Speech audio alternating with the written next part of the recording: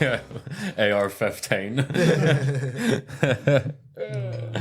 I actually watched Bowling for Columbine the other week there. I did the Mirror doubleheader, Columbine and Fahrenheit 9/11. I like Roger and me. It's Oh, so Flint. Roger Corman? I was after we did the Nike guy. Oh no, is it? It's or the other one. That's the head of General Motors. Oh, General Motors guy. And it's Yeah. in Flint, Michigan, and he's moved all his. He's closed all his factories in Flint, and they're moving to foreign countries, and workers in Flint have no jobs. He tore the heart out of this community, basically. There's a particular woman that he speaks to, and she's got a sign outside the house: rabbits, pets, or meat. Oh, and it's a good illustration of how poor everybody was. She'll either butcher it for you or give you it as a lovely pet. The outskirts of like Detroit and all are fucked. Oh, absolutely. Absolutely fucked. I think a lot of American cities. I watched that. There was a Bourdain one where he was in Detroit and he was just in all these big abandoned buildings, like countless on the outskirts of town, but they're still so close to the city centre. You know? What about that Michael Moore one where he shows Obama pretending to drink Michigan that water? was the most recent one. Not most recent, but it's I think it was. Fahrenheit 11/9. I was like, is that not his most recent? I think he's had maybe not as big, not as big blockbustery ones. Yeah. I've only seen it once, but I remember that. Yeah, Obama showed his true colours. A piece of shit. Oh my god. My mum still thinks he's a sadist. Yeah. Won't, just can't metabolize that he's not a good person. Yeah. I'm getting notifications that your password's compromised, by the way, for Patreon and Disney, so you're going to need to get on and change that. Notifications saying compromised password, you've been in a data leak. How are you getting for me? Yeah, for your Disney, your Patreon and all. Oh yeah, and your Now TV as well. How are you all getting this? I got that the other day.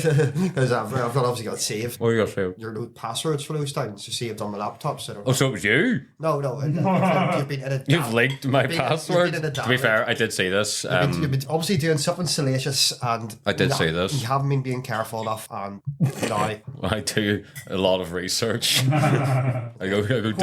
I go deep with my research. It's been something more than that. It's been like twinks in your area. You've followed the link and given them all your details. Or one of these Portuguese waiters. There are 54 Asian twinks in Oma who want to fuck. No, I did. I got a notification. My shit had been part of some leak, but I didn't realize it was all that as well. Because I had to change my password for like Amazon and all that kind of shit. Yeah, I changed it around. Well, that's good to know. That's my night sorted down. Changing all my passwords.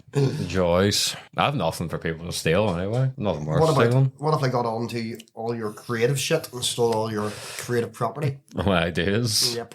all my idea. What if they stole? What if you're flicking through the TV one day and there's a made-for-TV film called Sloth comes on and yeah, it'll be the ultimate mug off.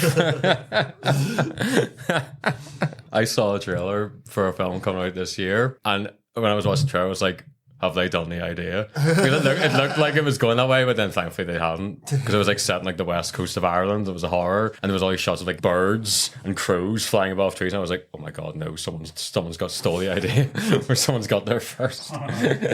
What's this? It's an idea for a novel that I'll probably never finish. But I thought it was a play. But it's the greatest idea ever. I thought it was a play. It's the greatest untapped concept ever of basically the Irish wild hunt called the Slua. Oh, nice. Yeah, so like based off that mythology. I thought it was. You always said it was for the stage. I know I originally said it was for stage. A musical. Yeah. Right. We need high energy today. Big energy today. I'm feeling truculent. I'm feeling. That's a good word. I'm feeling cantankerous. I know. Also, I've had vivid dreams all morning. I've had a few mental dreams recently, but I can't remember anything. Since I quit me, mate, I just dream flat out, and it's awful. Yeah. They're really vivid, aren't they? Yeah, it would make me want to get straight. And they're horrible. I was washed over by waves today. I was so. We mean like overboard? No, we were on top of this this cliff that had water on all sides of it, but then it was like a wee jut. Everybody's like wearing white, sort of garden party thing on top of that. And I kept on, and then all of a sudden, Like a cult? no, White robes. all Megan's family was there, but then all these people from school started showing up as well. It was really weird. Like, this is fucked. And then we were out there, and then all of a sudden it just changed from being a lovely day to these waves and we were quite high up. But then all of a sudden the sea was near enough level of us, and the sea was washing over, and we remained Megan down as the first wave came and went over us, and we were fine, and we got up, and then the next one came, and we dropped down again, and it went over us, and we were... Was I there? No, you might have been somewhere, but and then we I'm got glad up you again, were so and then- concerned about my well-being. then there's a little girl. She was about to jump into the water because her mum was being like, get in. I was like, no, fuck. Pulled her down too. Get in, lad! I got hit by another wave, and then I wasn't able to get up. And it's like as I was waking up, so you know you're in like a sort of locked Sleep paralysis. that sort of thing. And I was just on the ground, and I knew another wave was going to hit, and I just wasn't able to get up, and I wasn't able to move. Wow. That's It was very distressing. She was trying to like Jerry McCann, her daughter. allegedly. Are we recording? Yeah, we are. Oh, fuck. I had no one of idea. those Very salacious. whenever I quit weed, I had one of those dreams where I was in an abandoned building with like Carl and someone else, and there was like geckos everywhere, and they were like climbing over my hands and shit, and I had bare feet. And then like the gecko like ran off under there was like a huge gap between the skirting board and the floor, and it like scurried off under there. And then I was looking down at my hand, and these like white pustules started forming all over my hands and feet, and then started like bursting. And then I woke up. That's vile. And it was horrifying. And it's a bit rough. Yeah. Bit rough and Right, well, we got stuck in. Yeah, Here. yeah. Welcome back to the Popcorn Head podcast with your host, Gavin Welton, and your co-hosts, Mr. Roy Murr and Mr. Tom Brady. yeah. Ahoy, hoy. Thanks so much for all the support, guys. We're so grateful that people are listening to us and hopefully enjoying us at the same time. So whether you're a returning listener or a new listener, we love you. And you love it, clearly. Now, today, we are looking at Quentin Tarantino's Once Upon a Time in Hollywood, released in 2019, starring Leonardo DiCaprio, Brad Pitt, and Margot Robbie. And now it's time for what I know you've all been waiting for. A little fanfare, please. We go. We got a meeting with a very handsome cowboy man. Cliff here is meant to help carry the load. Is that how you describe your job, Cliff? What, carrying his load? Jesus Christ, Sadie, get it together. Rick Dalton played J.K. Hill in a cowboy show in the 50s called Bounty Law. After you, think I do. My booze don't need nobody. Here I come. You know, why don't you stand over by the poster so people will know who you are? Hey, fucking whiskey, son. I couldn't stop it. Fucking 3 or 4, right? John Wilkes. Cliff Booth. You know you're kind of pretty for a stuntman. Actors are phony. They just say lines that other people write and pretend to murder people on their stupid TV shows. Ping, pow, zoom, zoom. Down goes you, down goes your career as a leading man. Get the wardrobe off, get your shit, and get fucked! Beaner Bronco Buster? Where the hell did that come from? Improv. So you and a bunch of friends like you all live to spawn movie ranch. Dirty movies have premieres. Yeah, they're fun. If I'm gonna trip, I want to trip here, man. Walk in the woods, not my home. You don't belong here. Now take this mechanical asshole and get it off my fucking street. So the film, it takes place in Los Angeles, 1969, and it follows Rick Dalton, an actor fading into obscurity, and his stunt double, Cliff Booth, as the film industry is pretty much, it's changing all around them. The setting and the time of the film, it also coincides with the infamous Tate murders, which was carried out by members of the Manson family. Now, Tarantino, he'd been mulling over this idea for years, his intention being to tell some sort of a fairy tale set in 1960s Hollywood. Now, the story for this film, it goes back to when Tarantino was filming Death Proof with Kurt Russell. Kurt had basically been working with the same stunt double for years and years and years. This guy called John Casino. No way. Now that if there was ever a name for a stunt guy, John Casino. I love that. Do you know what it reminds me of of Timothy Oliphant's character in this? Johnny, what is he? Johnny Madrid. Yeah, Johnny Madrid. I love that. Yeah. So yeah, these guys, they've been working together for years, and in Death Proof, there was a little bit for Casino to do, and Kurt would basically ask Tarantino, oh, could we use my guy? And that relationship between Kurt... That's the same as, what's his face? Chris Pine brings the same guy everywhere, apparently. Is it not you? No. Oh, you're his hand guy? No. I was like bottom rung Well, I thought you were ringer. bottom. I was bottom. Yeah, I was Chris bottom. Pine? So one can only dream. That's something. What does that mean? You don't know what that means? Don't act all coy, Rory. Oh yeah.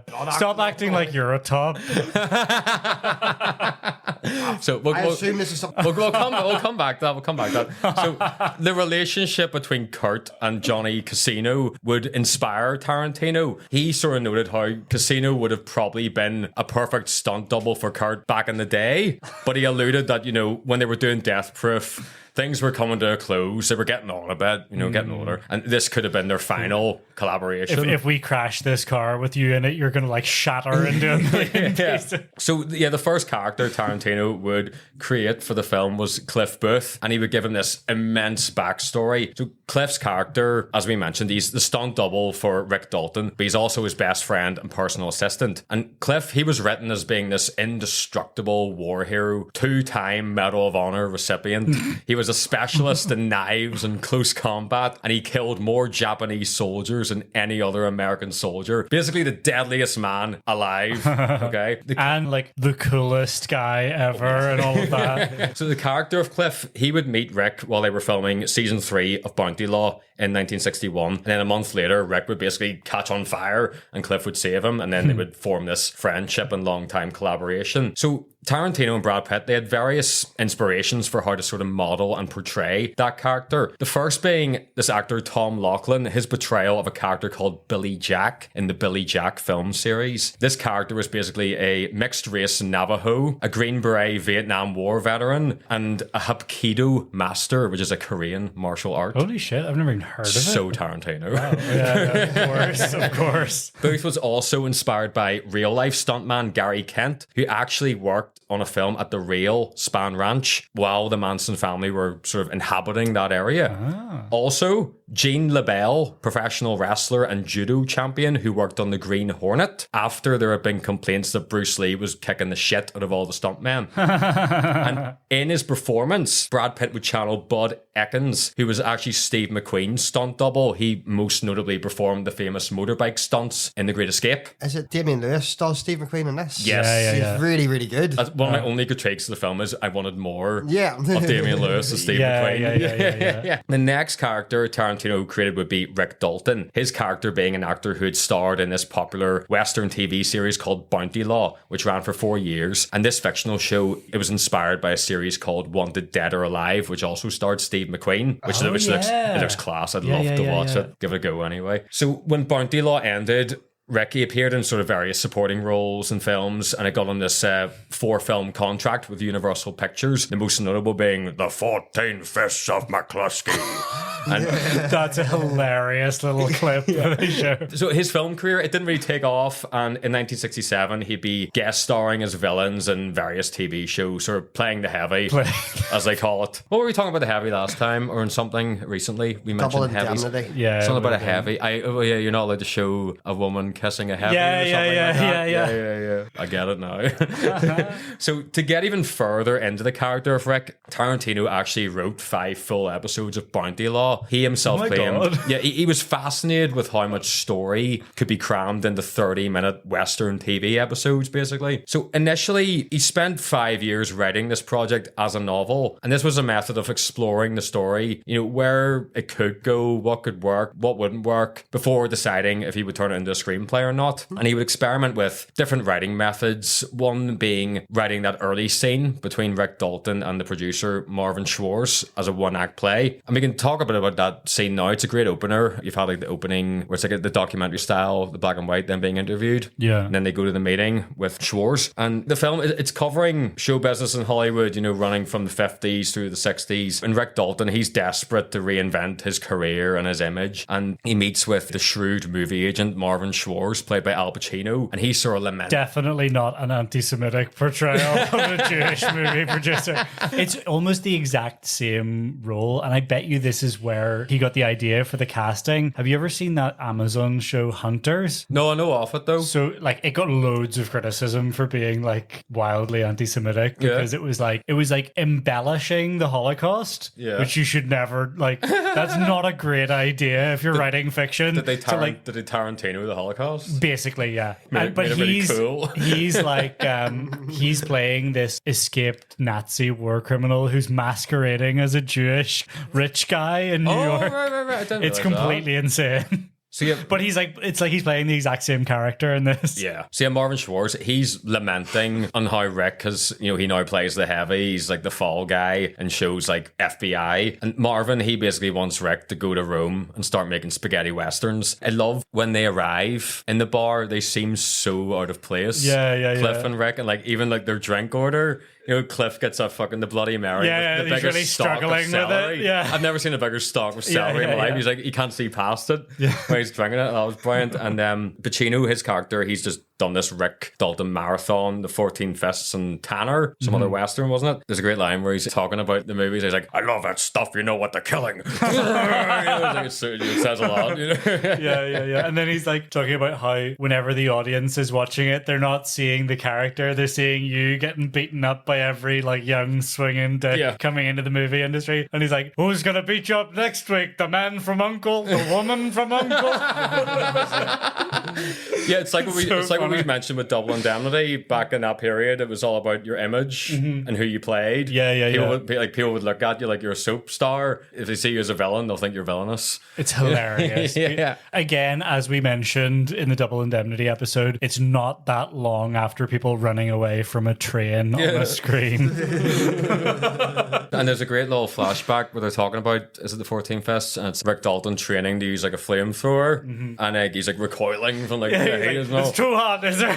The guy's like, it's a flamethrower. That was actually DiCaprio's genuine reaction to the flamethrower. Oh, really? That was just him using it. So funny. Tarantino thought it was funny and he left it in the movie. And to sort of improve the practical effects of the film, DiCaprio was allowed to light stunt coordinators on fire when they were filming the scenes with the flamethrower. It's mental. Oh my god. A wee quick aside in that sort of sequence, the Bounty Law episode with Michael Madsen. Oh my god, it's amazing. Like, you know whose cousin Cody Janus is. He's like, you know what town you walked into?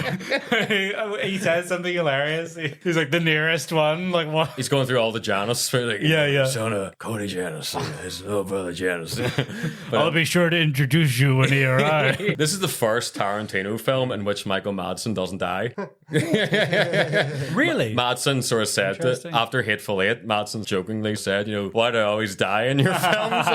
And that led Tarantino to be like, all right, I'll give you a wee brief cameo in this and you won't die, on screen anyway. But you'll have a very short part. That whole opening sequence, it's a great way of setting up the catalyst for Rick's character development throughout the film. Marvin's sort of making him face up to his fading fame and I'd start thinking about new opportunities, which is setting the stage for how the film's going to explore the transitions of Hollywood at the time, navigating change and this desperate need to, not only for Rick to reinvent himself, but for Hollywood to reinvent itself at the same time. Quickly as well, before we move on, I just want to touch on the films he makes when he goes to Italy. Very funny. Nebraska Jim, then Kill Me Quick Ringo, said the gringo. It's like based on a book called The Only Good Indian is a Dead Indian. The other one. That's Red Blood, Red Skin. Yes, that's what I was thinking of. And that was so funny, very clever of like the time. I know, because you can imagine that. 100%. Yeah. We did nothing wrong. Yeah, the one I would love to watch the most is Upper Sion Dynamite. Yes, the Bond ripoff.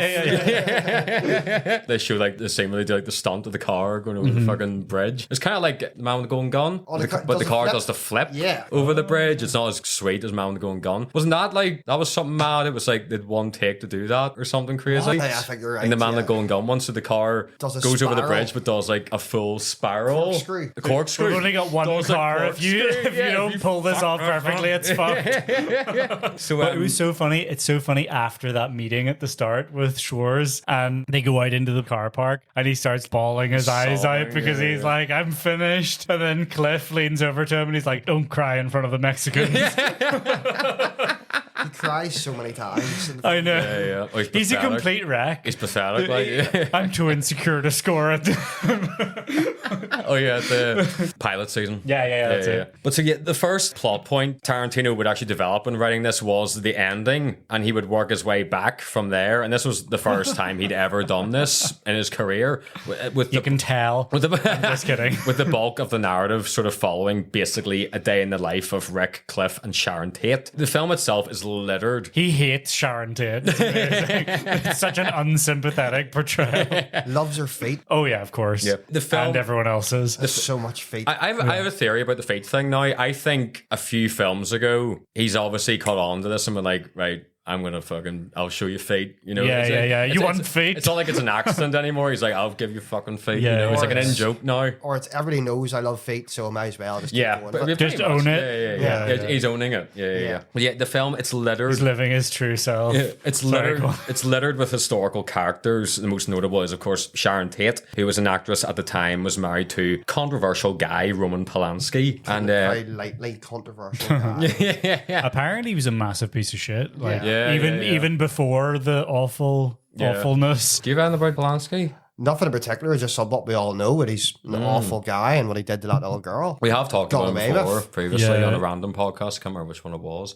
But it's a shame. Apparently, the police found a tape in the house, like after the murders, and they said that it contained like just them having sex, and like they put it back, and then Polanski took it after he came back. But it turns out that that's not true, and the prosecutor guy admitted like years later that he had like lied about what was on the tape, and it turned out the tape was Tate being forced to have sex with two men against her will while Polanski filmed it. Apparently. I can fully believe it. Yeah, I Polanski, believe though. that. Yeah, he's a dirty wee beggar. Yeah. Like. And he's still making movies, isn't he?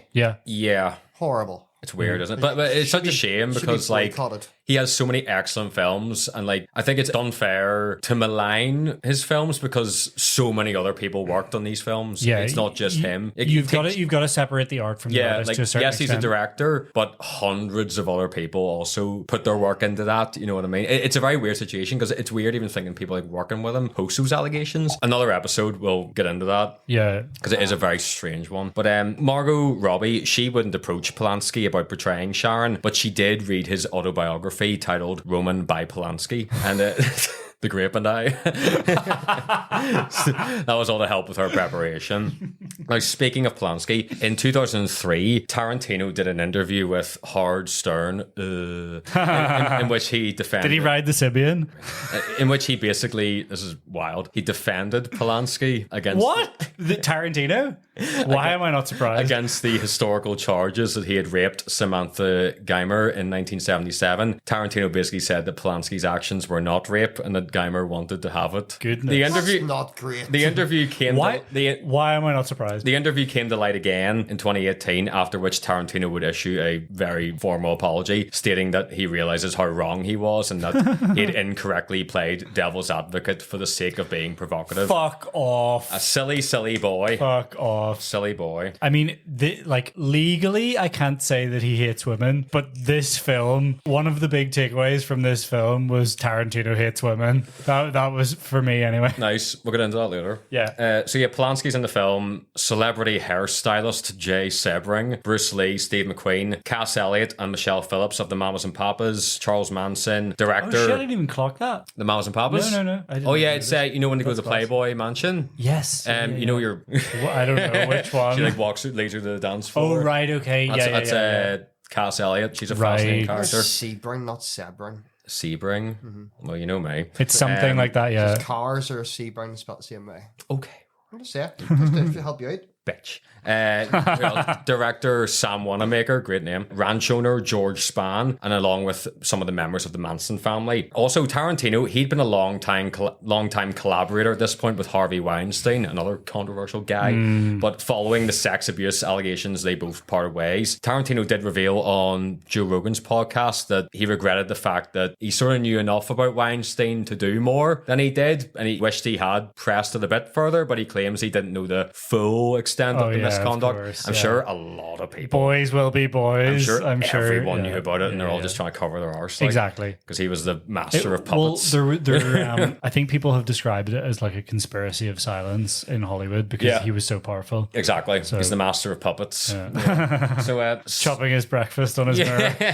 So Sony Pictures, they would beat the other contenders to distribute the film. With Tarantino, he demanded a budget of $95 million, final cut, 25% of the first dollar gross, and the stipulation that he would get the rights back after like 10 to 20 years. So, in January 2018, DiCaprio signs on to play Rick Dalton, and Pitt is officially cast as Cliff Booth, with both the actors receiving $10 million. And yet the names in the cast are ridiculous. You know, Margot Robbie, Tim Roth, Kurt Russell, Michael Madsen, Timothy Oliphant. Who was Tim Roth's character? Because he was cut, right? Yeah. Like, what was he meant? Who was he meant to be playing? I forgot. That's sure. You should know this. I know. I forgot. Sorry. Timothy the Elephant. There was a bunch of people from Justified in it, actually. Funnily enough, nice. yeah. Damian Lewis, Luke Perry, Emil Hirsch, Dakota Fanning, Al Pacino, Austin Butler, among many others. So many more. It's crazy. Stacked cast. Then, for another very important character in the film, we have Cliff Booth's pit bull Brandy. The bowl that he's like dropping the food into is absolutely disgusting. When we were watching it, we were like, what the fuck does the dog do? Like 12 hours a day? Like Brandy was played. His trailer would be covered in shit if that was a real dog. Brandy was played by 3 dogs, primarily a dog called Sayuri, then Cerberus and Siren. This would be 3-year-old Sayuri's first film, and she was found at the dog breeder's Delaware Red Pit Bulls, and the food that was served to Brandy in the film was all organic and to her liking, you'll be glad to know. Did you pick up on one of the tins of dog food that he gives her said rat flavour on it? And then the other one was raccoon, I think. That is for a good food for mean dogs. And the dog Sayuri would win the coveted Palm Dog at Cannes. Tarantino accepting it on her behalf. Did he eat it as well? The dog?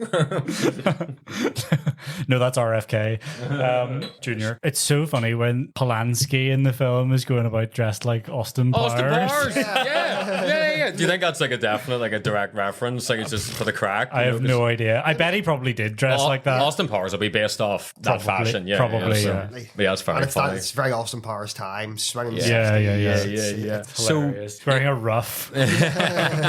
So they would start filming. They should bring that back. That'd be great. I would love that. Yeah. What do you call it? A ruff? I thought it was a ruff. I have no idea what you call it. Maybe I'm wrong. These old-fashioned styles, as good as they look at all, it's just all so inconvenient. Imagine having to get so ready like that and wearing that all night. Your sleeves would be going and everything. Everything's frilly. Yeah. Like, you only see like that much of your fingers. You're wearing a suit, but then there's some sort of frilly underlayer that's coming out. It's a shirt. The shirt would just be a shirt with frilly open sleeves. Anyway, so they would start filming in June 2018 on location in Los Angeles, and Tarantino, he was determined to turn 2018 LA into 1969 LA without using CGI. Like they would have to use some digital visual effects shots, mainly to cover up some like modern billboards in the background stuff and erasing buildings that hadn't been there at the time. Right. But the producers, they originally had some issues convincing Hollywood Boulevard vendors to allow their buildings to be fitted with these period facades to reflect the setting. But after production had wrapped, they were all like, "Oh, can we keep these? Because they're class." You know what I mean? Like, because it looks phenomenal. Yeah. Like, the prime example is Brad Pitt's just driving down Hollywood Boulevard, and you see all the neon and the old signs, and it's phenomenal. It's great, epic. Amazing production design. If we start for me, I really need to blow my nose. Yeah, go ahead. There are only 4 basic masculine scents. Holy shit. No, that was Polanski. That was Roman Polanski. He's lived there for a month now. First time I seen him. You like a good proper handkerchief. I do. And I see a day and I go out and I forget a handkerchief. It's the worst day. See, I think it's the idea of it's foil to me. Oh, no. You Having filth in your pockets. You just have a blower and a shower. That's what I'm a blower. Monogram. You should know that by now. You would have kept your shower in your shirt. Oh, right, yeah. Your blower in your pocket. And if a lady needed a handkerchief, you'd give her your shower, obviously, and keep your blower. And if you ended up... You don't want to mix them up. No, you don't. And if your crusty your blower gets too used, you just move on to your shower. And then you're all right. Big crusty shower. But then what if a lady asks asks you for your handkerchief after you've moved on to your shore. If you whip your cacks off or something. The nightmare. So, using the Musso and Frank Grill for that early scene when Rick meets with Schwartz, that was a must-have for Tarantino, mainly because it still pretty much exists exactly as it used to, and it's a real like iconic landmark that's so authentic and connected to Hollywood as well. And Tarantino, I've definitely seen it used before as well. Yeah. Tarantino, he worked again with his frequent collaborator Robert Richardson, the cinematographer, and he would tell Richardson that he wanted the film to feel retro, but it had to obviously be contemporary. So Richardson would shoot the film in Kodak 33mm film with the sort of Panavision cameras and lenses. So it was a way of weaving, the time periods together, which I think is really good, very clever. You're looking for classic meets modern, yeah? Yeah, that's right. So clawfoot bath with thin line cistern, fancy taps, but rainforest shower head. Exactly. Modern film and old cameras. That makes sense. So it gives it that style, So and then Span Ranch as well, it had been destroyed in a wildfire in 1970, so they rebuilt it over 3 months. And Tarantino, he used a lot of... How long did it take them to build a few wooden buildings? Jesus Christ. we sure with Troy, it was like, $1 million to build a wall. But like, you think about all the, you've done extra stuff, you see the amount of shite that goes on in these productions, like the amount of people involved. There's so much money that goes into this stuff. But it was rebuilt over 3 months, and Tarantino, he used a lot of dogs in filming these scenes, and it was reflecting, for one, how many real life dogs did live on the ranch. But he cited the use of the helicopters in Apocalypse Now during the scenes with Robert Duvall as this inspiration, always having dogs moving around in the background of scenes, just as like with Duvall, it's always that like the choppers are everywhere behind him. We'll have this place cleaned up and ready to Jimmy son, don't you worry. Give me those shorts. That's not what I would have guessed he was inspired by. That was interesting. It is. Gives you some movement in the background. Yeah, always very important. We'll touch a bit on that Span Ranch scene here. I love how Tarantino basically made a little horror film amongst all this. It really made me want to see how he would handle the horror genre as a film, because like, oh my god, it's set and there'd be loads of people's feet getting cut off. Because you're in this secluded, desolate ranch. It's all dilapidated, overgrown. It's very eerie. It's like Texas Chainsaw. It's very Texas Chainsaw Massacre. That was the number one thing I associated that with, definitely. Because like that visual decay of the ranch, it was akin to like a haunted house or something like that, And the suspense when Cliff's making his way up and he's speaking to your woman, and you as the audience, you think he's definitely dead in there. He's definitely dead, but not there at all. The Manson family, they've got this weird sort of blend of hostility and this unsettling calmness they all have. Yeah. You know what I mean? It's like the antagonist in like a horror film. They're masking their intentions behind something. LSD was such a new and strange drug. People were acting so strange. And like people had no idea. They didn't understand what it was. So they're like, what's going on with the teens? Why are they like rolling about on the ground or whatever? And as you said, Cliff's there. He's on his own. Like he's isolated among this potentially dangerous family. He's very vulnerable in that setting. And then the pacing, as you sort of said, it's a very slow burn build of tension, typical of horror films. And yet the juxtaposition of the Manson family's youthful kind of flower power kind of appearance with their sort of, you know what's going on. We have the backstory, that these dark intentions, it's like, it's a bit like corruption of innocence, which is a theme that comes up a lot in horror films. They also like, they look really like sickly and like a bit disgusting. Malnourished. Pasty and unwashed. So Texas Chainsaw Massacre is an obvious sort of comparison there. I also thought Psycho as well. That interaction between Marion Crane and Norman Bates when she arrives at the Bates Motel. Also the control that Brad Pitt exerts, like that sort of dominance of the dominance of very much like he is in Inglourious Bastards when he's playing. We call that Alderaan. Oh wow. Lieutenant Alderaan. You pulled that out of your hole. Well done. I was having a fucking clue. I want my scalps.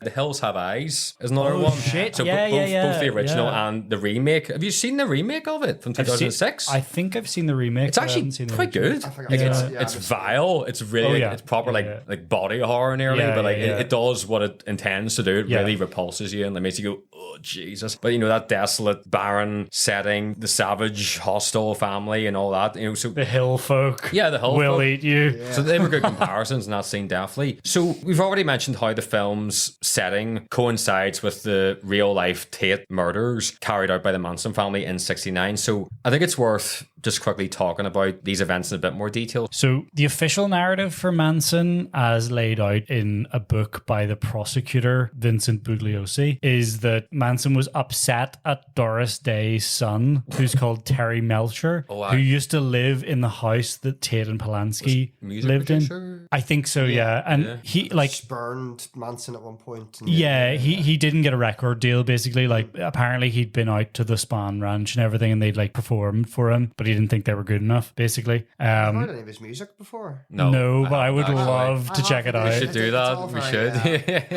It's all very tinny and a bit because it's not great, great quality, but there's substance there. It's not bad. That'll be interesting. Yeah. He met multiple times with the Beach Boys drummer randomly. What is he called? Dennis Wilson, I think. That sounds familiar. Which is like, you know, interesting, I guess. That's weird. That's kind of weird. So then, as the narrative goes, he like sicked his followers on the people who now lived in the house. Sick 'em. What's that? Sick 'em boy. It's in Stand By Me, I think. By Me. Yeah. And like the idea is that this was like meant to scare Terry, but it doesn't really make sense because he knew where Terry lived now. So why didn't he just send people to kill him? Yeah. You know, like it doesn't really make sense. And there was like a bigger reason, which was to start a race war. Yes. Which he thought the quote unquote blacks would win. And then he had this like weird, like messianic prophecy for himself where like he would take his followers to hide in a bottomless pit in the desert from which they would emerge to seize control of the world post race war, which the blacks had won, but were too stupid to run the world, apparently.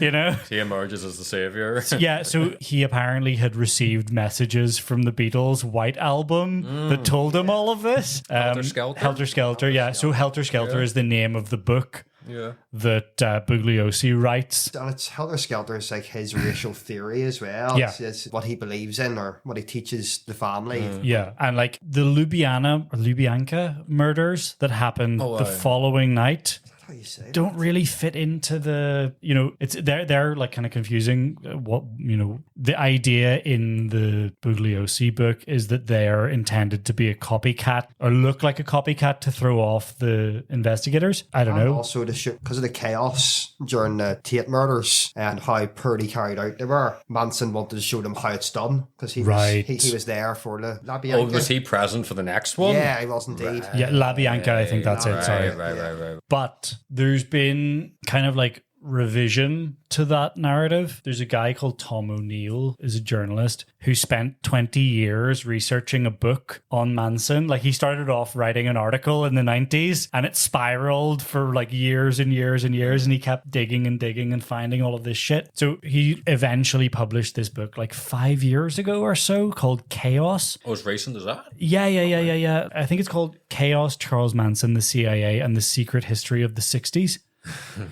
Which is like, it's one of the craziest books, like non-fiction books I've ever read. Okay. I read this like years ago, but I kind of just refreshed myself. There's a good actually, funnily enough, bringing up Joe Rogan from earlier on, there's an interview he did with Joe Rogan from a few years ago where he goes through like all the key points in the book. But it's like it's fucking crazy, the shit that he finds. Like, it's really hard to draw the line between the stuff that he's proven and the speculation that's inevitable in your mind from what he's proven, if that makes sense. Yeah, absolutely. So like, some of this may cross that line, but he has like all the receipts for all of the things that he's been able to prove, and he was like really careful in the book, only putting in what he could prove. But like, even that is crazy enough. So he has basically like filleted Helter Skelter, the book, to the point where the guy who wrote it was like screaming threats at him and like the guy who wrote it threatening to sue him. Yeah. Right, So, yeah. but he claims that the prosecutor was compromised because he'd been stalking this milkman who he thought had impregnated his wife with like one of his children. And he also had an affair with this mistress who was Catholic and wouldn't have an abortion. And he was like trying to get her to have an abortion. And he like beat the shit out of her to the point where she miscarried.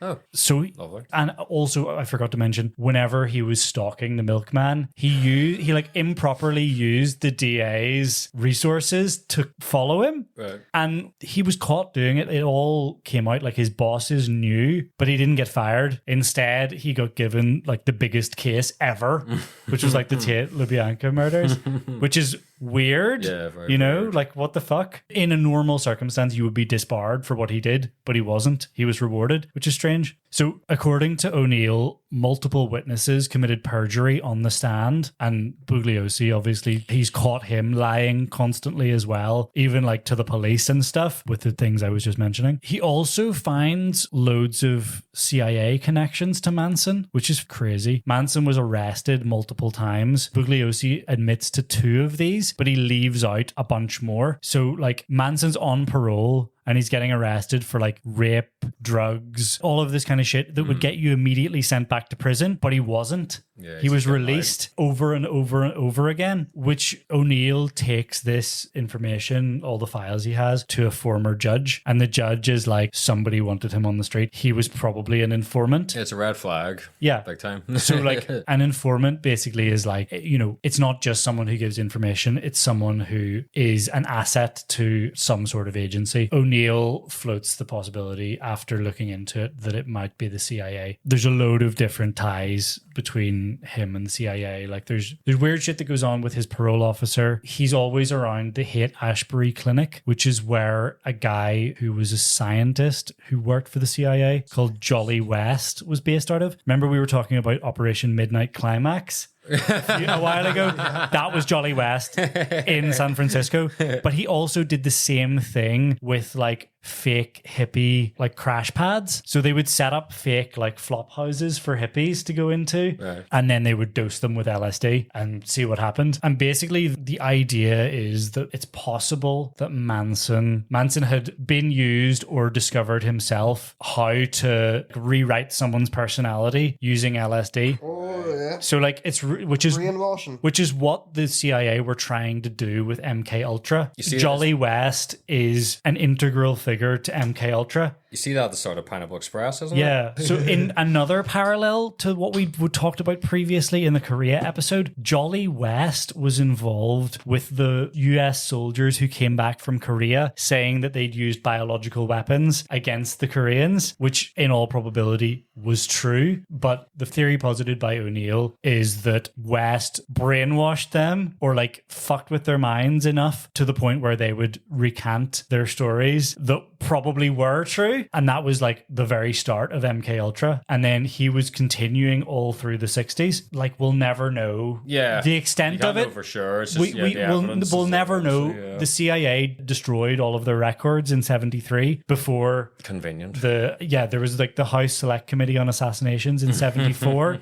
So they destroyed, I nearly said they destroyed all of their files. So we're like speculating to a certain extent, but O'Neill has found all of these documents and things. Like he surreptitiously entered a sheriff's office through the back door because this guy who was about to retire let him in, basically, because he'd badgered him loads about it. And then he also found Jolly West's files in the UCLA library and went through them. So like he found all this unredacted. John West? No, Jolly West. Jolly. I was going to say he makes tuna. Yeah. So yeah, like we know the CIA was trying to, through MK Ultra, they were trying to like fuck with people's minds in a way that would induce them to do something that would go against their moral code or whatever. Like we know for a fact that they were doing that. We also know for a fact that the FBI had a program called COINTELPRO, which we also mentioned before once. O'Neill suggests that the evidence from the night of the Tate murders suggests that it could have been a drug deal gone wrong. That was his original theory, but he says all the additional stuff that he found points to some sort of intelligence related weirdness going on. And it could be the same as with COINTELPRO. We know about COINTELPRO because a bunch of people broke into a government building and stole a load of files that revealed that the FBI had been training agents to appear like hippies and infiltrate revolutionary movements and movements like the Black Panthers to try and create infighting, kind of like a spy cops kind of deal. And they later admitted to deliberately causing a slew of murders. Also, we know for a fact that the CIA had an illegal parallel program to that called Operation Chaos, which is what O'Neill's book is about, and he thinks it probably had the same end. Like, they're illegally operating on US soil. They're not meant to do that. It's kind of like MI6 here. They're not allowed to operate in the country. But, you know, as I said, all the records were destroyed. But the point of it could be to disrupt and undermine the American left, because this is like the high point of the American left. You've got like this labor movement in the US. There's real fears from the government that there's going to be an actual revolution, and they're terrified of the... Oh, Reagan's president the at black this point, doesn't he? Yeah, so Reagan comes to power initially in California after campus protests against the Vietnam War.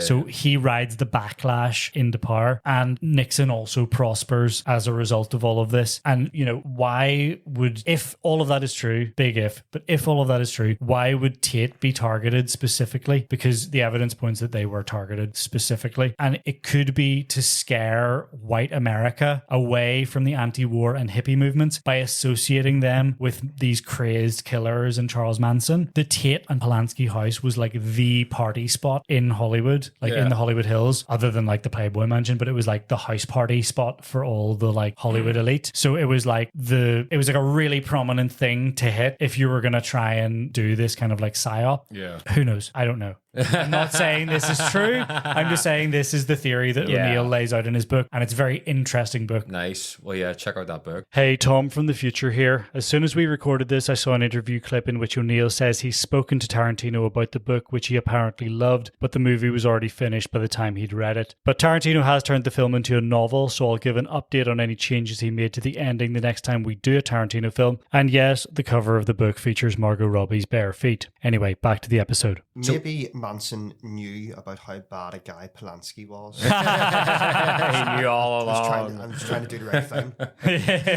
So what about the event? He just missed. So what about the events on the actual night of the murders? January 24th, 1943. Sharon Tate at the time is 26 years old and 8.5 months. 1943? Oh, boy, she was born in 1969, isn't it? 1969. Yeah. 1943, see? Yeah, we go back to Dublin down maybe there. This Tate broad's gotta go. Sharon Tate was 26 at the time, so she was born in 43. She's 8.5 months pregnant. She's in the house with... Yeah, trigger warning, by the way. Trigger warning. This is really graphic and absolutely horrible. There's Jay Seaburn, who's a hairstylist and a previous lover of hers. Hairstylist to the stars. Yeah, Abigail Folger, who was a coffee heiress, Folger's Coffee, and then a housekeeper and housekeeper's mate, who were Frykowski and Stephen Parent. It was a Polish guy, was it? Yeah, so that's going to be Wojciech, I can't say the frust name, but Frykowski is the surname. Yeah. The first one to die, Stephen Parent, the housekeeper, made his way down the driveway, or housekeeper's friend, made his way down the driveway in his car. Was approached. How long was the driveway? It must have been reasonably long. Was approached by Tex Watson, who's prominent in the film, and was one of the four. That's Austin Butler. Austin Butler. Yeah. Absolutely. So Austin Butler brutally murdered. Joking. And he shot him 4 times. Jesus. Then they made their way up to the house. Watson cut through a screen window, went inside, let the rest of them inside through the door. They rounded them up in the living room, wrapped a nylon rope around Sharon Tate and Jay Seaburn's necks, and strung it from the ceiling, but didn't hang them yet. Then a lot of stabbings took place. So your girl Abigail Folger was stabbed 28 times. Sharon Tate was stabbed 16 times. Jay Seaburn was stabbed 7 times and then shot to death just once. Wow. And then shot to death. And then the Polish guy Wojciech. Yep. Stabbed 51. I don't know what his second name is. Stabbed 51 times, shot twice. Jesus Christ. Literal overkill. Sounds like Rasputin. They couldn't kill him.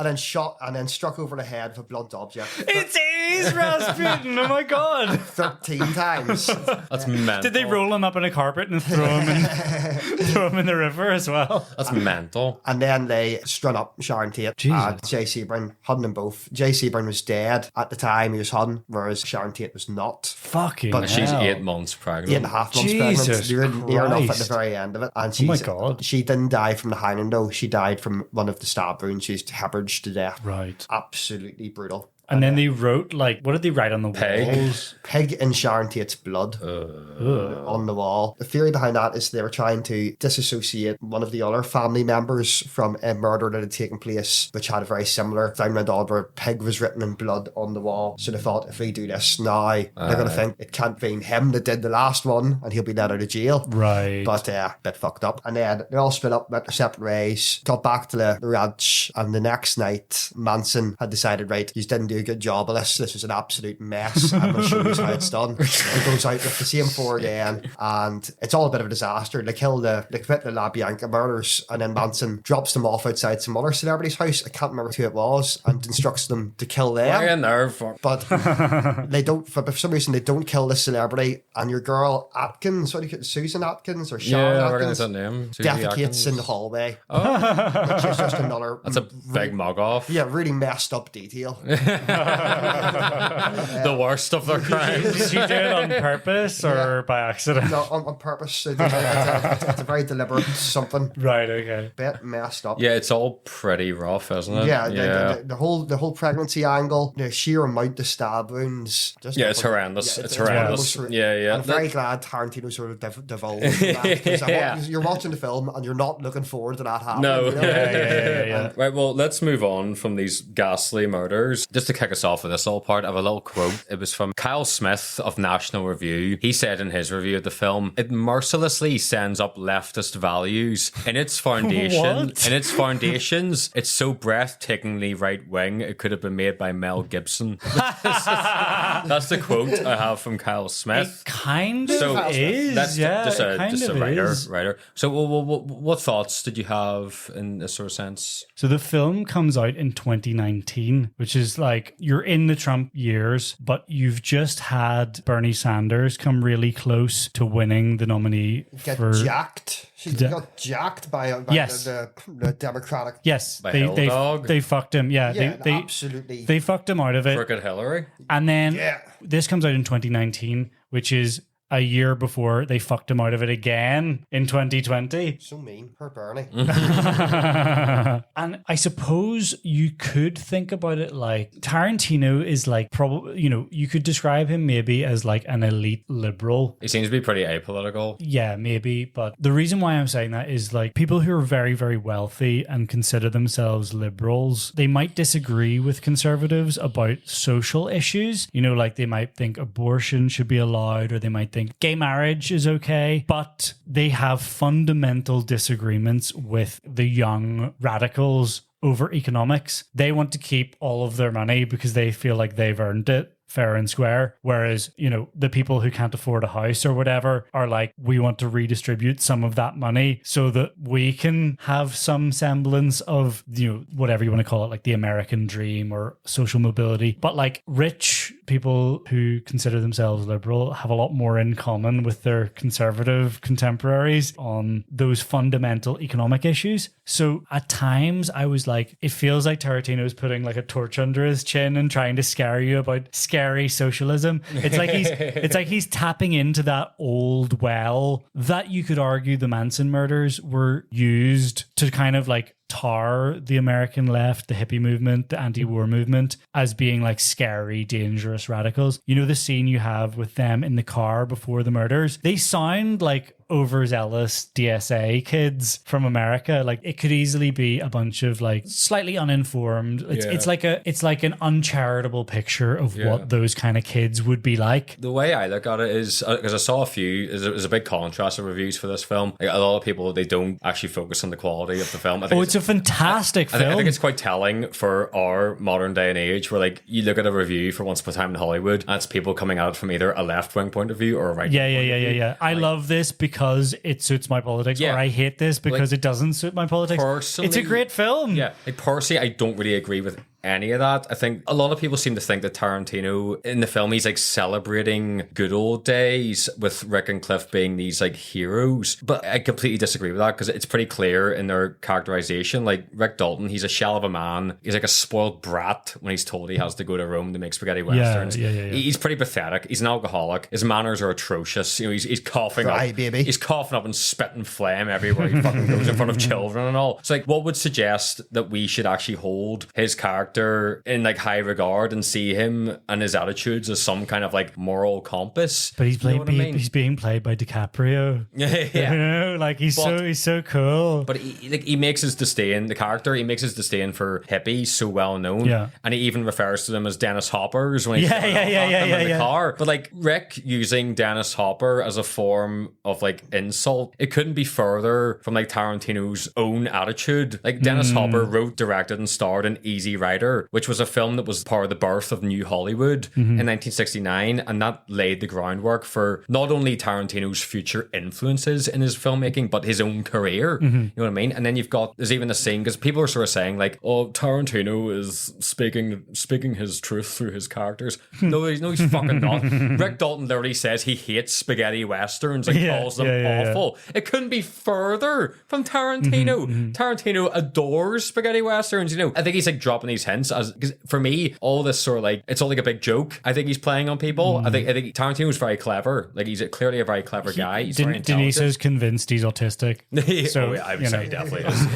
Yeah. I think he's a very intelligent guy, and I think in 2019 he knows I could do this and like I could fool people nearly. You know what I mean? Yeah, like he might be trolling you. Yeah. Like you can't rule out the possibility that he's trolling you. Yeah. So you can't really take what you're saying in the film at face value. But like, can I make a slight counterpoint? Yeah. Not like I do kind of agree with you, but the only counterpoint I would make is that, as I said earlier on, it seems like Tarantino hates women based on this film. Don't go into that. It seems like he's kind of whitewashing the fact that Cliff, played by Brad Pitt, who's like presented as this like flawless, really cool guy, it seems like he's whitewashing the fact that he killed his wife by presenting her as a bitch. You know, it's like she deserved it. That's how it comes across in the movie anyway. So if I don't know, it just feels like he's kind of like, then, you know what? But then your Ree girl, she's presented as like almost like the most modern character in the film. Yeah, you know, the youth, the future. The future and the future of women. You know, the future of independence, and she's very, very She seems like she's got her head screwed on. Exactly. And she pulls him up on calling her pumpkin puss,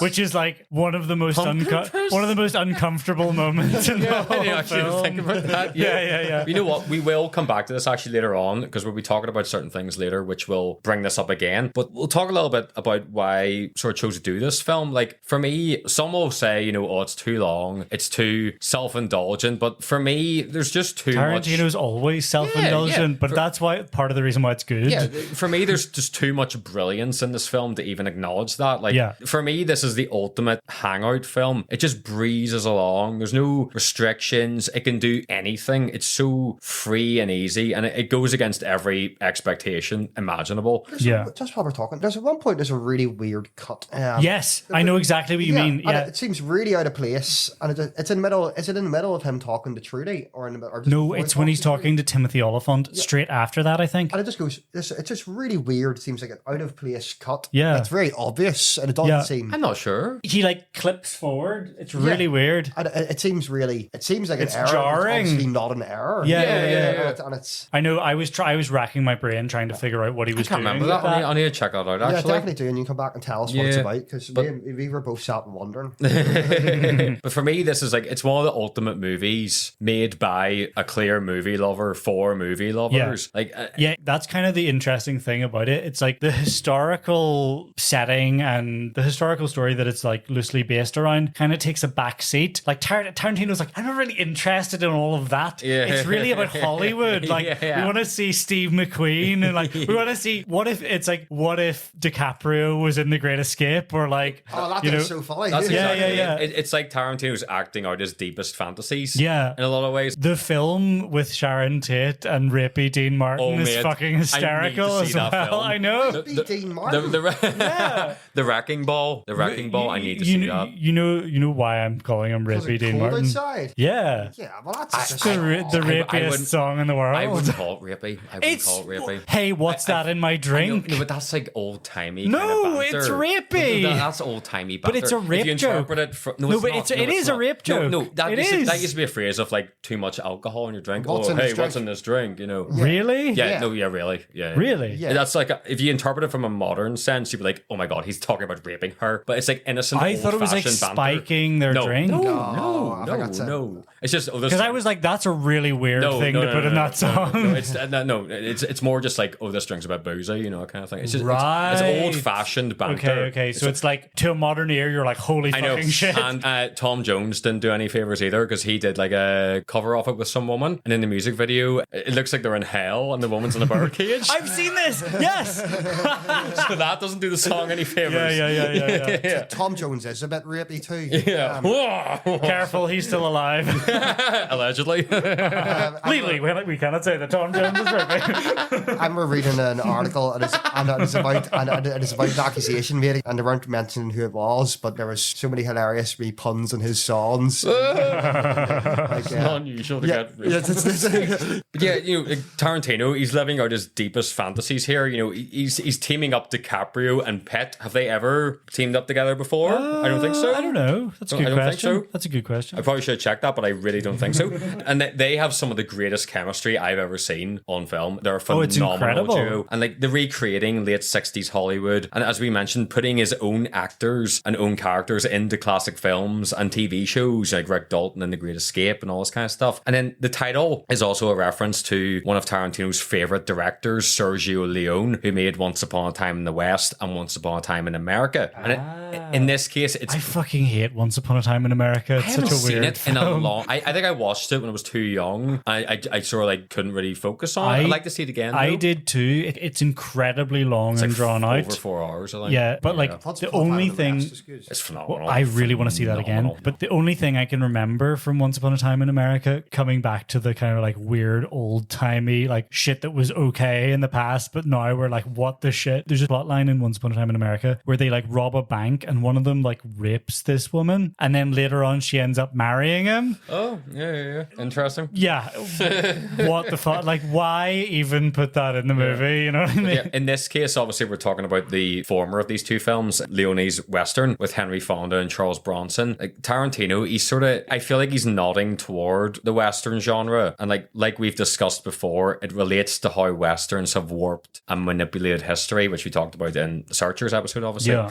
I would say this is, obviously it's Tarantino's latest film, but it is his most mature film, and it feels like his most personal. Perhaps there is a lot of Tarantino in Rick Dalton in ways. Like with Tarantino, he's at a turning point now with the way cinema's changing and things like that, and he's thinking about, oh, what's next in my career, and like the possibility of what is next or what isn't next, because there's all this talk about Tarantino retiring, making his final film, his next film being his final film, but it's all kind of up in the air now. You know that signature shot he does, like the chunk shot. Yeah. Is there one of those in? I don't remember one. I didn't see. I can't think of one in the film, which is strange because it's one that is in every other Tarantino flick. Yeah, he does change some things in the movie. Like he does things slightly differently than he normally. A lot of this relates to that whole sequence where it's Rick Dalton. He's working on filming that TV Western Lancer, which is like the bulk of his sort of story, and it's all about sort of the writing in that is fucking hilarious. I ain't gonna hurt her.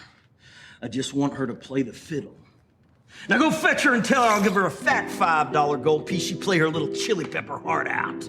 But like all that, it's all about the changing ideas of filmmaking, and like even from the get-go, Rick, he's questioning. He's like, all this makeup they're putting on him. It's like, you know, they won't know it's me. Yeah. Sam That's Wanamaker, exactly like what you were talking about earlier on. Yeah, and Sam Wanamaker's like, no, we want the audience to see the character, not the actor. You know, it's all these changing ideas of new Hollywood. Notice what he's doing there. He's dressing the bad guy up as a hippie to create an unconscious association in the audience's mind. They even say like the hippie jacket or something. Yeah. He's like, I want to have like longer hair, you know. No, like a thick Sabata mustache. Yeah.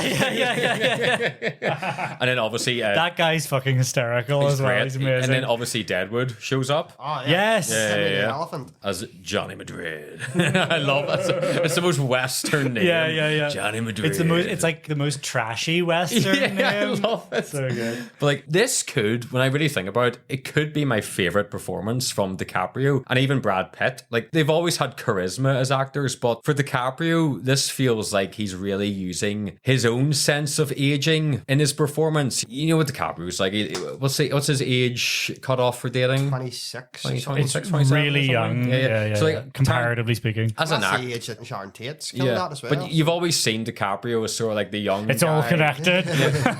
We've always seen DiCaprio as this young actor or the up and coming actor. You know, but obviously he's such a great actor. But like now it feels like he's put this into his performance that even he is like anxious about his own future, and he captures it so well in the character. Yeah, his acting is Phenomenal. incredible in this film. Like the bit where the producer comes in initially and he's like ice bathing last night's 8 whiskey sours off his face. It's amazing. But Tarantino would rarely allow improvisation in his films, but there's a scene in this where Rick forgets his lines while filming Lancer, and he goes on a bit of a rampage in his trailer afterward. And DiCaprio did say like it was a real challenge playing that Lancer scene as Dalton, and you can see why, because like rather than he playing the scene as he would, he had to portray an actor with limited skills trying to push themselves into giving a performance that was perhaps above their limitations. You know, it's a very, very skilled performance, but DiCaprio had suggested that Dalton should forget his lines during the scene, and that was a way of like helping him stay in the character. So then Tarantino, he would create that scene in the trailer, and he took inspiration from De Niro in Taxi Driver. He basically said to DiCaprio, it's got to be like Travis Bickle when he's in his apartment by himself, just losing his mind kind of thing, you know, and it's great. A couple of the great wee parts when they're filming Lancer, when they're doing like that final scene where Sam Wanamaker's like, give me evil, sexy Hamlet. And So then funny. whenever he finishes the scene, he's like, evil Hamlet scares people. It's so funny. Yeah, he's like great improvisation, throwing the child on the floor. And then obviously there's Brad Pitt, and like this film just proves that like given the right material, he is one of the best actors working today. He exudes charisma. All he has to do is like move his head, and you're like, oh. You know, it's amazing. Like you can tell he loved playing that character as well. Like I could watch an entire film of Cliff Booth driving around 60s Hollywood. With just that soundtrack. It's just sensational. The song that he puts on for the final scene is incredible. It's such a great choice. Oh, you keep me hanging on. Yeah. I loved that. So I want to talk a wee bit about sort of like a theme in the film, which is nostalgia. And like you say, you know, the attention to detail is crazy in the film. An average viewer wouldn't really appreciate just how drenched in the period the film is, especially us. Like, we know nothing. We never lived through this period. We don't know the ins and outs of this period, you know. And much of it is unrecognizable to us. And you could argue that this is intentional as a way of representing the character of Rick Dalton. You know, is Rick Dalton just a memory of a time almost forgotten, not completely forgotten? He's like a living piece of nostalgia in the film, his character. Yeah. Like, look at how the other characters see Rick. He's always that guy they knew him from, you know. Oh, you're that guy from Bounty Law, you know. And that scene in the car when the 4 perpetrators. Yeah, when they realize. And only Tex really recognizes him. And it's like one of them recognizes him, and Tex remembers him, and then remembers having a lunchbox. They're so giddy when they realize it was him. Whereas the other two have no fucking idea who he is and don't care. Why do we get one of them's like, how am I expected to know every fascist on TV or something? The girl in the back seat with the black hair, she's great. She's really good. She's just like, you don't know, man.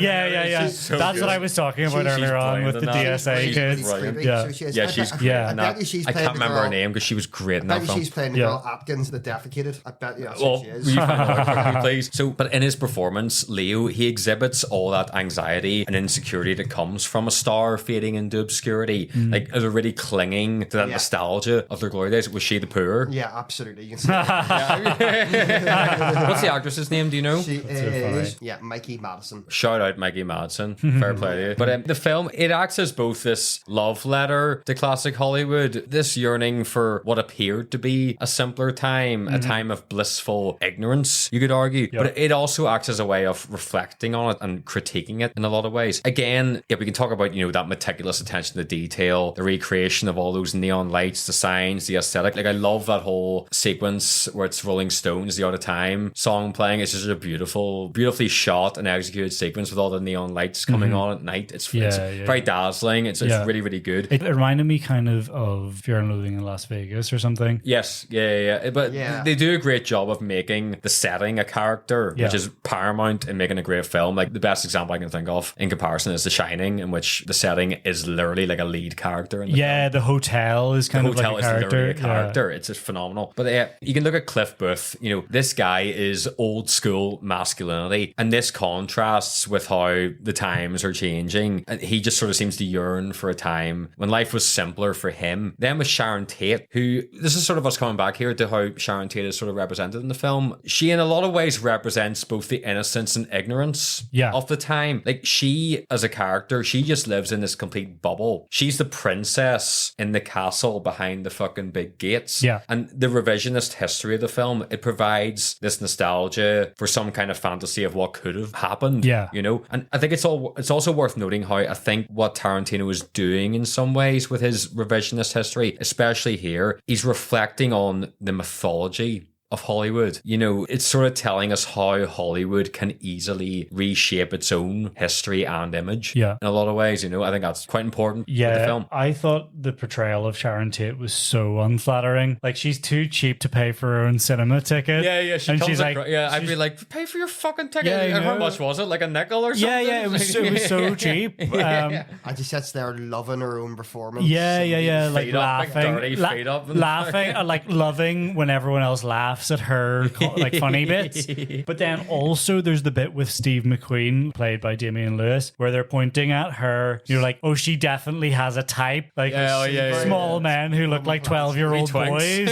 Like implying that she's like semi-pedo, you know what I mean? Like, it's really, really harsh on it. Fair enough, actually, and let the poor dead woman live, you know what I mean? We could also talk about it's important to bear in mind the concept of unreliable narration in the film as well. You know, like Cliff, he's shrouded in mystery and controversy. You know, you've all these rumors about his past, and we talked about, you know, the death of his wife, with many believing that he killed her. And we even see like a flashback of it, but it's still ambiguous. We don't know the truth. And there's so much uncertainty with his character. And then even Sharon Tate, her story is so like highly romanticized, and it feels like an unreliable narrative. It's just all success, joy. There's no struggles, no fears. We only get the positives. Her watching herself in a sweet Dean Martin action comedy, you know. And it could be argued that that's a way of showing how Hollywood wants to brand itself, very idealized and successful. You know, again, that's interesting. Again, it's like Hollywood creating its own myths. It's like myth making. It's all glitz. It's all glamour. It glosses over that dark reality of the entertainment industry, which I believe this is intentional in some ways, because Tarantino, he's a very intelligent guy, and like this is his ninth film. Like, he's a great writer. And all this, going back to like the unreliable narrator idea, it's interesting when you look at how the murder is presented in the film, because it seems like he's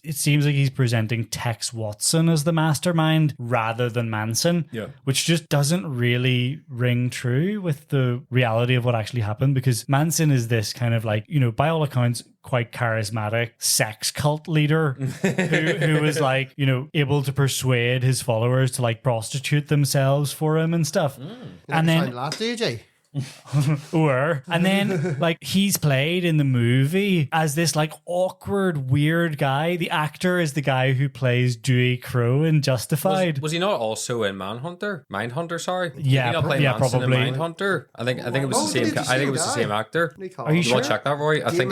Damon Hermione. I think I remember seeing that. Interesting. But Manson's I like the way Tarantino makes Manson such a small part of it. Yeah, he's like a peripheral figure almost. Like he just shows up once randomly. Exactly. And these people are out doing his bidding. And they're constantly talking about him, but he's never there. Yeah. Getting back to that point, I think Tarantino is literally inviting us to question the reliability of everything in the film. That makes sense. Same guy? Yeah. Okay. I did not even recognize him from Tarantino, he's blending realism with fantasy, and it asks us to question what we perceive as being truth and fiction. It's like, oh, here's a selective memory of the past, one that Hollywood only wants you to know about, but this film is also presented as being a fairy tale. You know, it's very clever, I think, in that regard. Yeah. And the film is, on one hand, it's this fairy tale about reclaiming relevance, much like Hollywood is always trying to do. And on the other hand, it's like a horror film that explores how Hollywood basically forgives brutal acts as soon as any sort of virtue overshadows it. Yeah. What, is this old beef between two of you? Come on, man.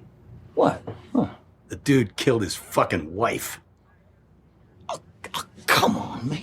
You don't believe that old shit, do you? Yes, Rick, I do. And I work with my wife, and she believes it. She doesn't want his creepy ass around. He's a goddamn war hero. Okay, you fucking horse's ass. Let's get you over to wardrobe.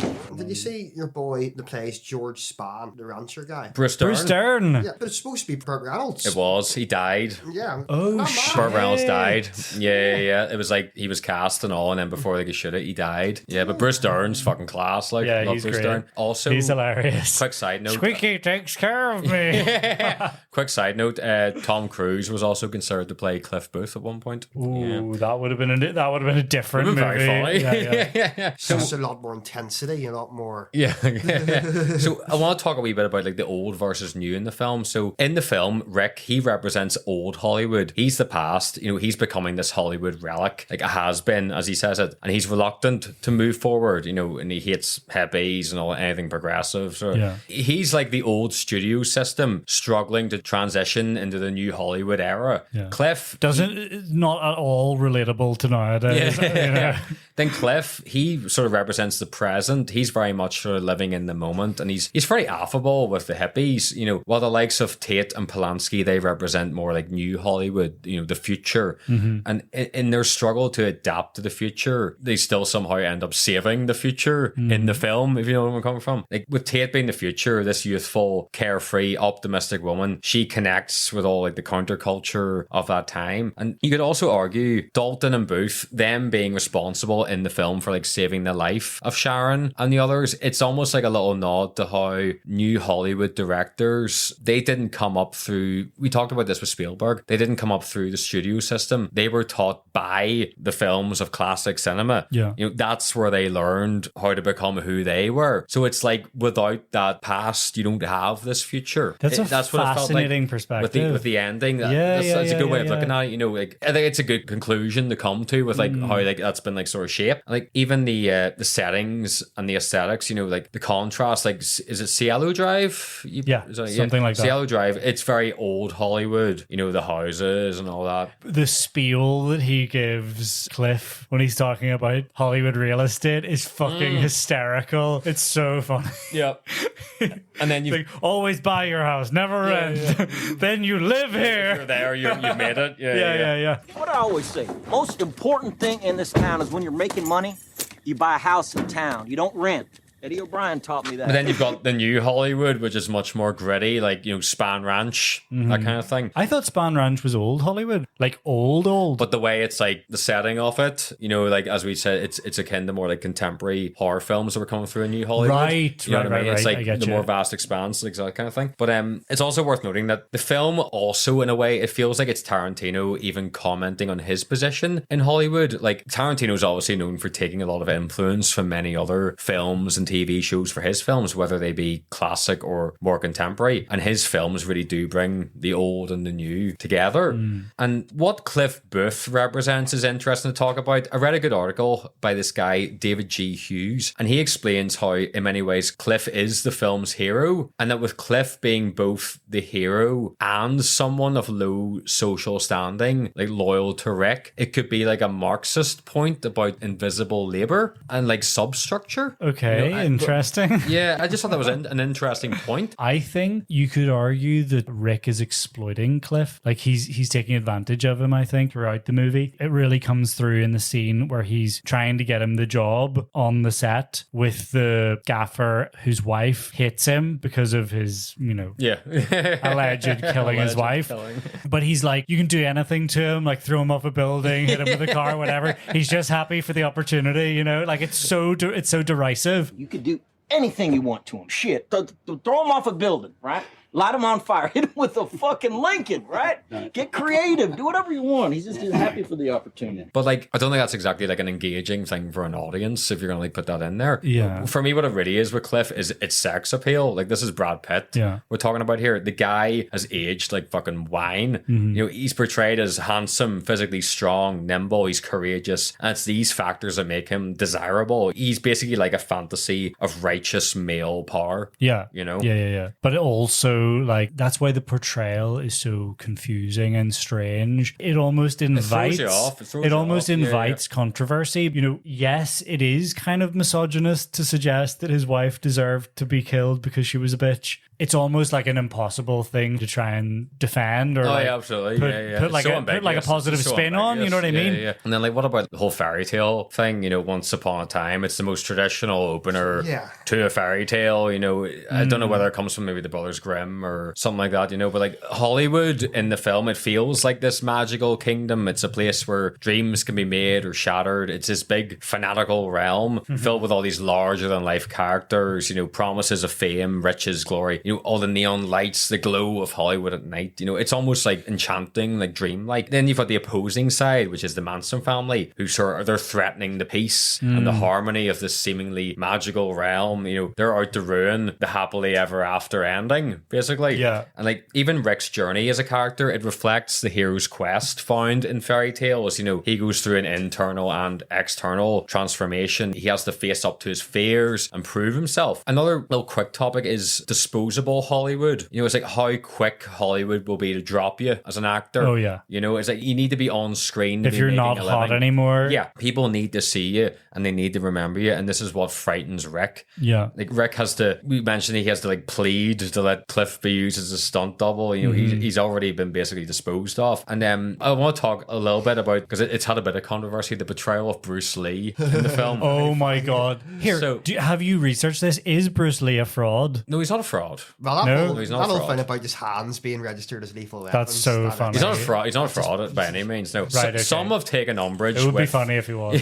Some have taken umbrage with the betrayal of Bruce Lee in the film, who's played by Mike Moe. And in the scene, Lee is sort of like, he's gloating about his skills, you know, how deadly he is as a fighter, and he claims he would make Muhammad Ali or Cassius Clay, it's so funny, a cripple. Yeah. And it's a statement which makes Cliff laugh, and this leads to them having this sort of sparring contest. He also has like a speech impediment as well, which makes it even more hilarious. Yeah. But the issue seems to be that some people didn't really like how Bruce was portrayed, as being arrogant and a bit of an asshole, like full of hot air. Yeah. But apparently, that was how Bruce was treated by white Hollywood when he was alive and working. Like, that's how he was looked upon. So white Hollywood treated him like that. Like, you're just this guy full of hot air. You know, right? You know what I mean? So it almost fits into that narrative of the perspective. You know where I'm coming from. So this is kind of like you're watching reality through the lens of old Hollywood. Well, for that scene, you're seeing Cliff Booth's perspective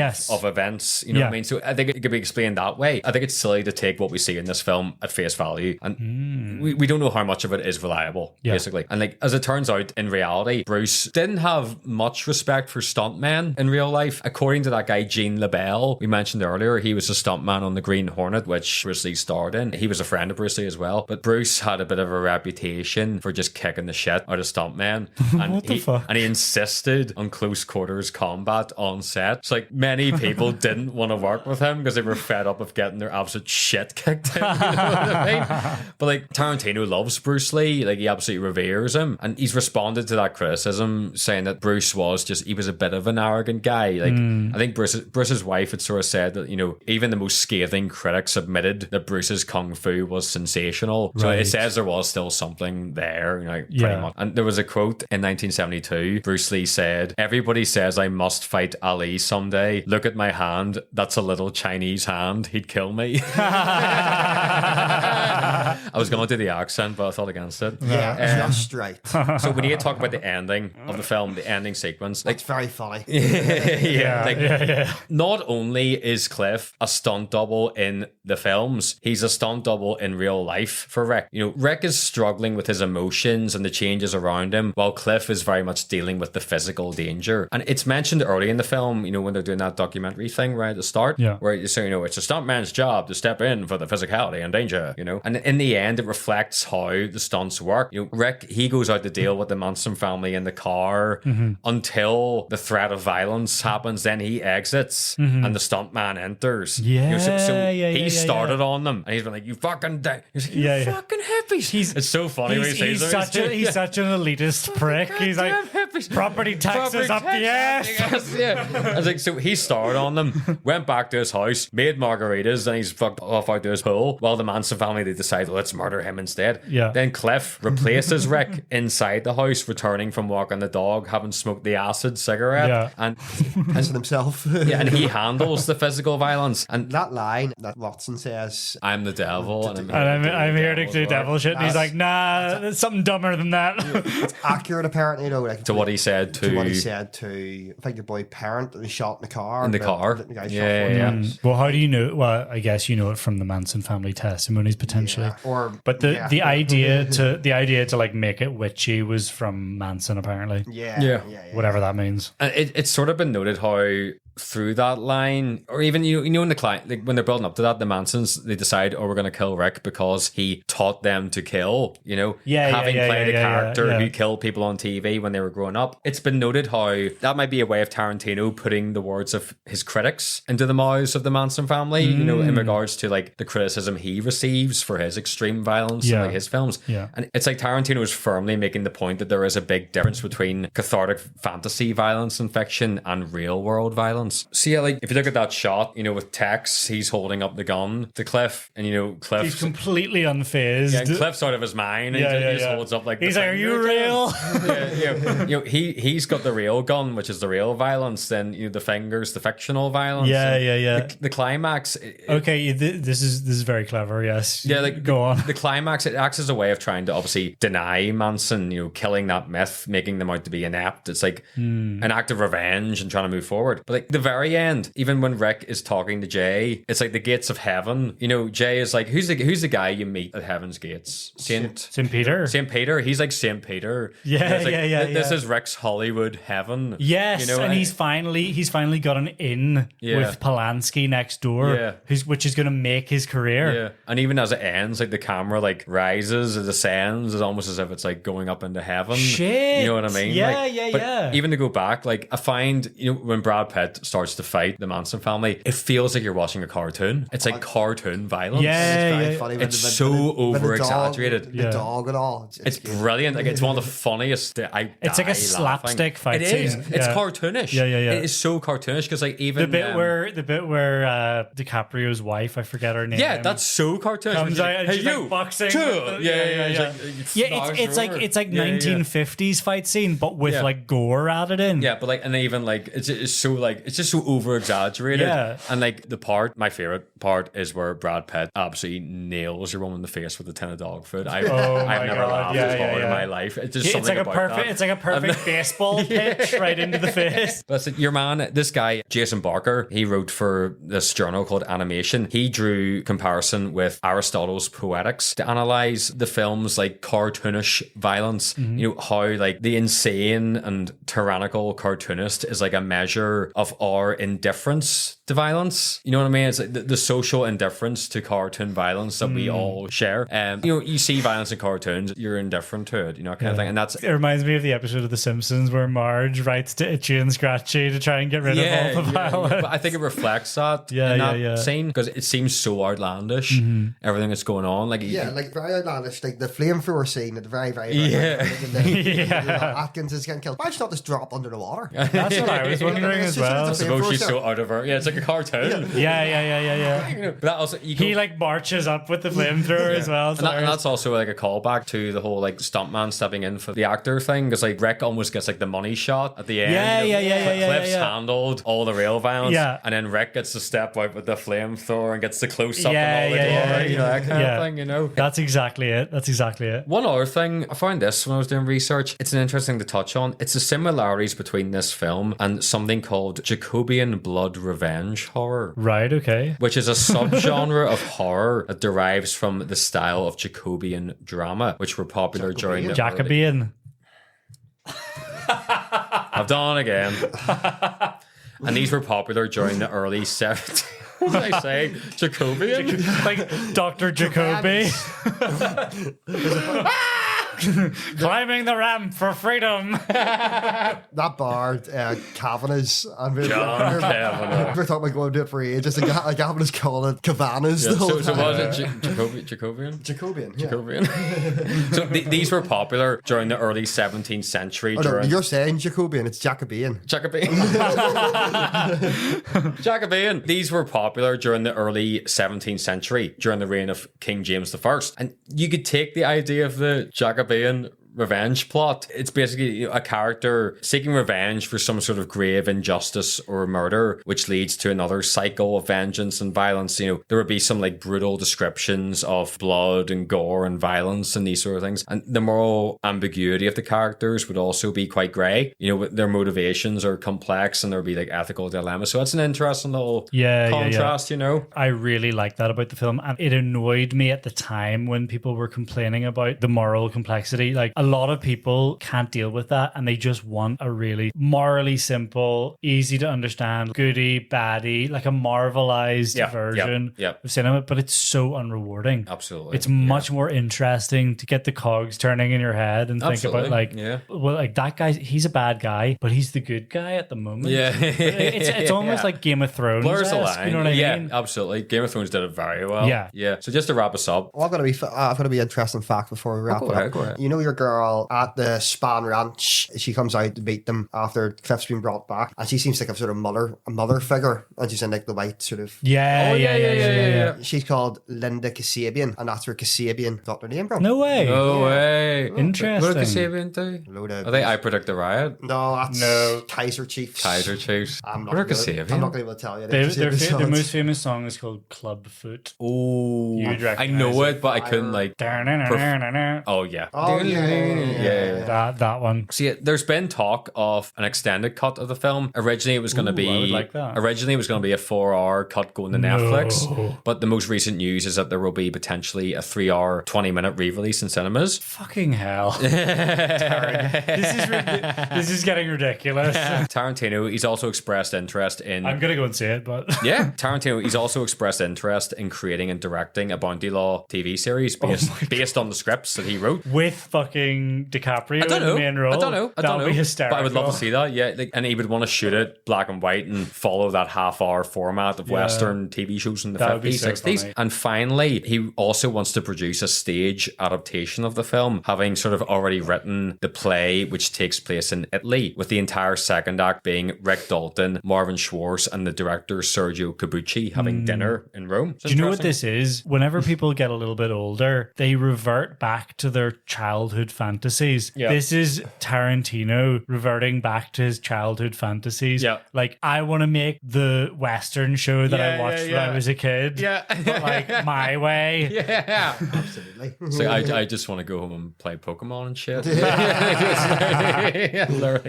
there anything else we'd like to add? Another thing that's kind of like, it's very weird to a modern audience, but was probably very common back then, as we've spoken about many times before, is Cliff constantly eyeing up the teenager as he's driving past. But then he does the right thing. He asks her age.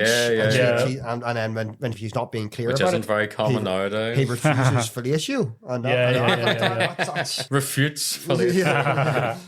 Obviously not easy. And also the precocious kid who's like method acting. It's the first time Rick has ever encountered anyone. It's the first time Rick has ever encountered anyone method acting, and he's like, "What the fuck is this?" She's like, "I would prefer it if you referred to me by my stage name." And he's like, "What the fuck?" Absolutely. And then it's funny because she's reading like a biography of Walt Disney, and then he's reading this like trashy Western, but then he's like telling her the plot of the Western, and it's just like a reflection of his own life. And he like, it's so obvious. And he's like moved to tears relating to it. Well, yeah, it'll be all good. Absolutely. Yeah, this has been Brian, guys. Thank you so much for joining us again. I think, Rory, next episode we're doing Glory. Oh, I like Glory. Interesting. Yeah, You'll love that. There's a lot of racial stuff in that. A lot of impressions to be done. I'll be working on my Morgan Freeman. Thanks for joining us, guys. It's been unbelievable, great fun, and we'll see you again next week. Thank you. Thanks, guys. Take it easy.